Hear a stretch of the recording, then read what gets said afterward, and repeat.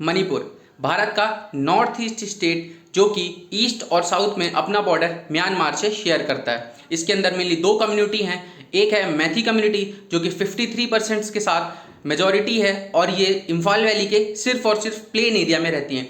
दूसरी कम्युनिटी है कुकीज़ और नागास की जो कि 40% के साथ हिली एरिया में रहती है और हिली एरिया इन्हीं कम्युनिटी के लिए रिजर्व है। ये एसटी स्टेटस को एंजॉय करती हैं।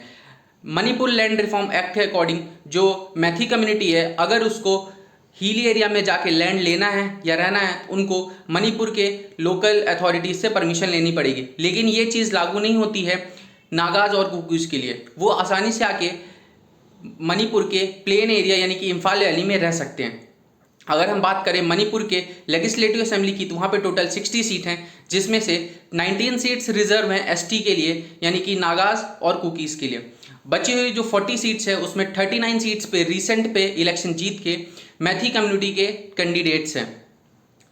अब मैथी कम्युनिटी को धीरे धीरे पॉपुलेशन कम होती गई और कुकीज़ और नागाज की पॉपुलेशन बढ़ती गई। इस चीज़ को देखते हुए मैथी कम्युनिटी के लोगों ने एसटी स्टेटस का मांग की हाई कोर्ट से। इसी चीज़ को देखते हुए 20 अप्रैल 2023 को मणिपुर हाई कोर्ट ने एक ऑर्डर दिया स्टेट गवर्नमेंट को कि मैथी कम्युनिटी की जो भी डिमांड्स है उनको कंसीडर किया जाए। जैसे ही ऑर्डर आया, कुकीज़ और नागाज को लगा ये हमारे साथ धोखा है और उन्होंने प्रोटेस्ट स्टार्ट कर दिया। 28 अप्रैल 2023 को मणिपुर के सीएम एन बीरेन सिंह को चौरा चंद्रपुर एक डिस्ट्रिक्ट है, वहाँ पे जाके जिम का इनाग्रेशन करना था। लेकिन इनाग्रेशन होने के पहले ही 27 अप्रैल 2023 को प्रोटेस्टर्स ने उस जिम को जला दिया और 28 अप्रैल 2023 को प्रोटेस्टर्स और पुलिस के बीच में मुठभेड़ हो गई, यानी वायलेंस हो गया। इसको देखते हुए पूरे स्टेट्स में 144 सेक्शन लागू कर दिया गया और 8 डिस्ट्रिक्ट्स में कर्फ्यू लगा दिया गया। 3 मई 2023 को ATSUM all tribal student union of Manipur ने ट्राइबल सॉलिडरी मार्च का ऑर्गेनाइज किया जो कि हाई कोर्ट के डिसीजन को अपोज करेगा। इस मार्च में अप्रॉक्सीमेटली 60,000 प्रोटेस्टर्स ने भाग लिया और एंड तक ये प्रोटेस्ट वायलेंस में कन्वर्ट हो गया और कई चर्च जला दिए गए जो ट्राइबल्स के थे और नॉन ट्राइबल्स एरिया में जिनके घर थे उनको जला दिए गए। थाउजेंड्स ऑफ मैथीज कम्युनिटी के जो पीपल थे उनको वहां से हटा के विष्णुपुर में सेफ जगह के लिए ले जाया गया। 3 मई के ही एंड तक यानी शाम को रात तक मणिपुर की गवर्नमेंट ने ऑर्डर दिया कि 55 आसाम राइफल और इंडियन आर्मी को वहां पे डिप्लॉय किया जाए क्योंकि सिचुएशन बहुत ही ज़्यादा डिफिकल्ट हो गई थी। 4 मई 2023 को मणिपुर गवर्नमेंट ने शूट एंड साइट का ऑर्डर दे दिया। 6 मई 2023 तक सिचुएशन बढ़ती गई और अप्रॉक्सीमेटली 2300 पीपल्स को वहां से इवैक्यूएट कराना गया क्योंकि वायलेंस बहुत ज़्यादा। सिचुएशन और वर्स होती गई और 14 मई 2023 तक रिपोर्ट्स जो आई हैं उसमें डेथ टोल 73 तक पहुंच चुकी थी और 246 लोग इंजर्ड हो चुके थे अप्रॉक्सीमेटली और 46,145 पीपल्स को वहां से इवैक्यूएट किया गया था सेफर जगह के लिए।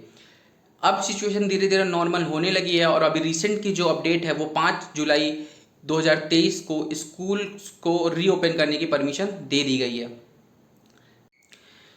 अब रीजन्स की बात करते हैं कि ये वायलेंस मणिपुर में हो क्यों रहा है। ये दो कम्युनिटी यानी मैथी कम्युनिटी और जो नागा और कुकीज़ कम्युनिटी है, इन दोनों के बीच की लड़ाई है। धीरे धीरे जो नागा और कुकीज़ कम्युनिटी की पॉपुलेशन है वो स्टेट में बढ़ती जा रही है और मैथी जो कि एक मेजॉरिटी हुआ करते थे एक टाइम में, अब वो धीरे धीरे उनको लग रहा है कि वो माइनॉरिटी में कन्वर्ट हो जाएं। एक रीज़न तो यही है, इसी का टसल है। दूसरी बात करें तो जो म्यांमार से मिलिटेंट्स आके वहाँ पे रह रहे हैं वो वेपन्स प्रोवाइड करा रहे हैं और कहीं ना कहीं उन्हीं का हाथ है इस वायलेंस में। और मिलिटेंट्स ना सिर्फ म्यांमार मणिपुर में, धीरे धीरे पूरे इंडिया को ही कवर कर रहे हैं और पूरे भारत में प्रॉब्लम्स बन चुकी है। जो भी वायलेंस हुआ उसमें AK-47 गन का यूज़ किया गया, वो कहाँ से आए स्टेट्स के पास, या जो भी प्रोटेस्टर थे उनको म्यांमार के थ्रू इलीगल वेपन्स आए और उनको प्रोवाइड किया गया जो मिलिटेंट्स वहाँ के आए।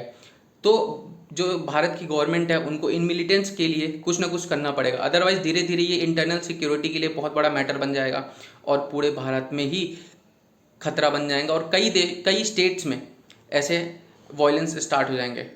Thank you so much for the watching. अगर वीडियो पसंद आया तो do like share subscribe. Thank you so much, bye bye, जय हिंद।